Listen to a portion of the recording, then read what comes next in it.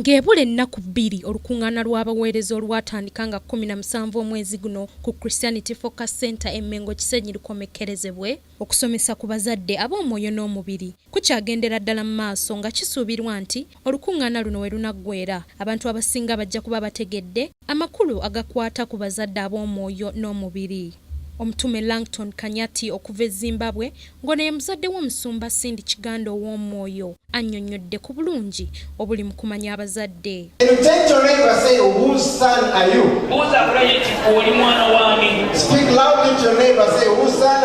Okusinziira ku mutume ono, abazadde b'omuntu yenna bannyonnyola kinene ku bimufaako. Wano wategeereza nti abagobereza abasinga bawankawanka nga bakuŋŋaanira mu makanisa agatali gamu ate nga kisaanidde babeere n'abazadde ab'enkalakkalira kibasobozese okunenyezebwa okuddaabululwa ssaako n'okukuzibwa mu mwoyo. Submitting is very important. In fact, I would say if you are in a ministry or if you are a Christian, be rooted. That's very important to be rooted so that you know where you belong.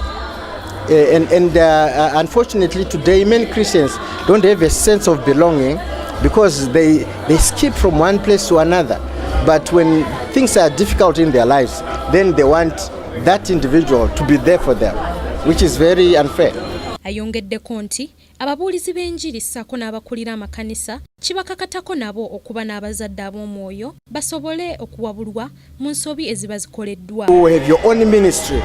The one who introduced you to Christ, the one who gave birth, like Paul says, I traveled in the spirit. That same person is the one who we are calling here the spiritual parent. So without them, as a son, I cannot do anything. I need their blessing, I need their support, because sometimes in ministry things get tough, get difficult. But if you have a spiritual parent, they can speak to your life, they can rebuke you, they can give you guidance. That's very important. Ng'oggyeko abazadde ab'omubiri abasookerwako, abazadde ab'omwoyo nabo ba mugaso nnyo eri obulamu bw'omuntu era nga basaanye okumanyibwa n'okuweebwa ekitiibwa ekisaanidde. Ku lwa Kingdom TV, Madrid Nabukeera amalindirire.